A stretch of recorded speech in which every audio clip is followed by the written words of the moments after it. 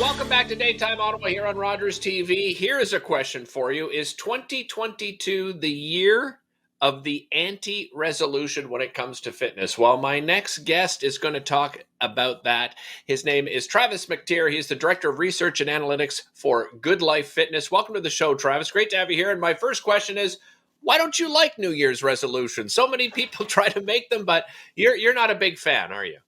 No, I'm really not.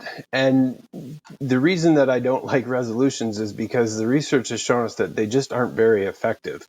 So every year, millions of Canadians will make resolutions about living a healthier life for in the coming year.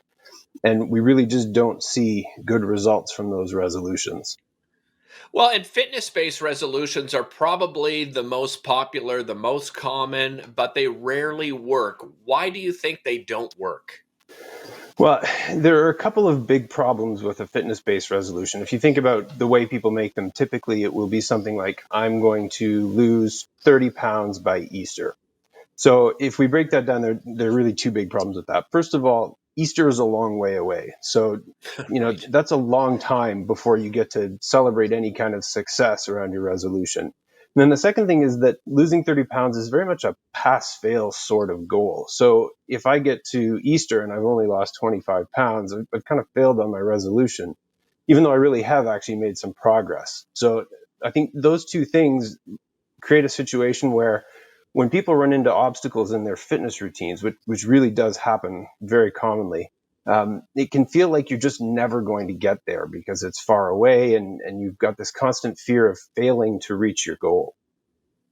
Well, okay. Let's talk about the difference between sort of performance goal and mastery goal. Why don't you like the performance goals? I mean, I think you just touched on it there, but maybe you can tell me the difference between that performance and that mastery. Yeah, for sure. So a performance goal is a goal that is some sort of external benchmark that you're comparing yourself to. So losing 30 pounds is an example of a performance goal.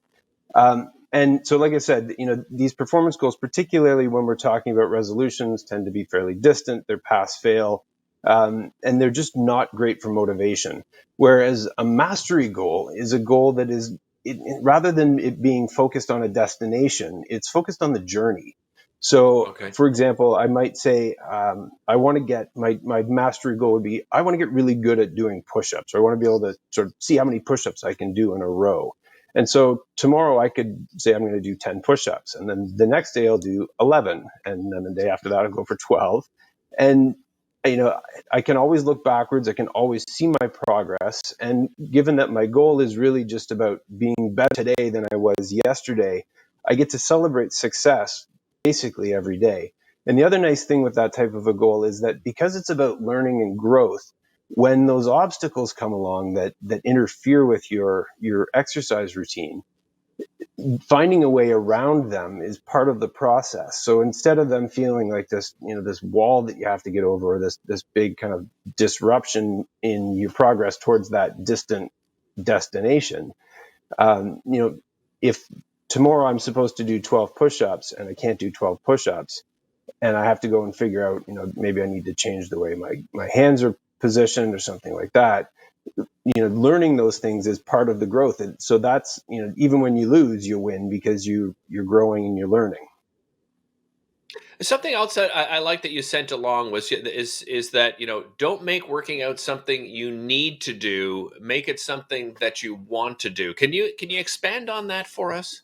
Yeah, for sure.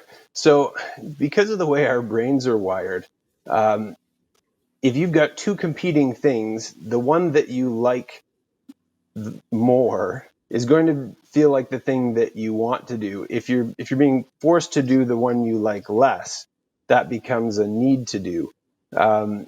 So I like to tell people, try not to schedule your exercise at a time where it's competing with other things that you really enjoy doing. So in my case, I like working out at lunchtime because by the time noon rolls around, I've usually got an inbox full of emails that are demanding my attention. And Yeah. rather than answering those, it feels really good for me to be able to get up from my desk, walk away from the computer, and go and get some exercise. And so that feels like a break. It's a reward or a treat for me at lunchtime to go work out. Whereas if I tried to work out after school, or after work rather, that's, after school time with my kids, where normally I'm out walking the dog with them or playing with them. It would feel like a chore. It would feel like a thing that I have to do, instead of it feeling like a reward at lunchtime when it's happening instead of answering those emails. Great advice, Travis. Can't thank you enough for joining us today. Really appreciate it. Great advice to get people motivated, and use some of these tips, and don't worry about these resolutions all the time. I love the anti-resolution that you've shared. Thanks so much. No, you're very welcome. Have a great afternoon. Thanks, you too. Don't go anywhere. Coming up after the break, we're going to talk about the mental health challenges faced by professional workers. And by professional workers, we're talking about a great number of people. Professor from the University of Ottawa, Ivy Bourgeot, joining us after the break. Don't go anywhere.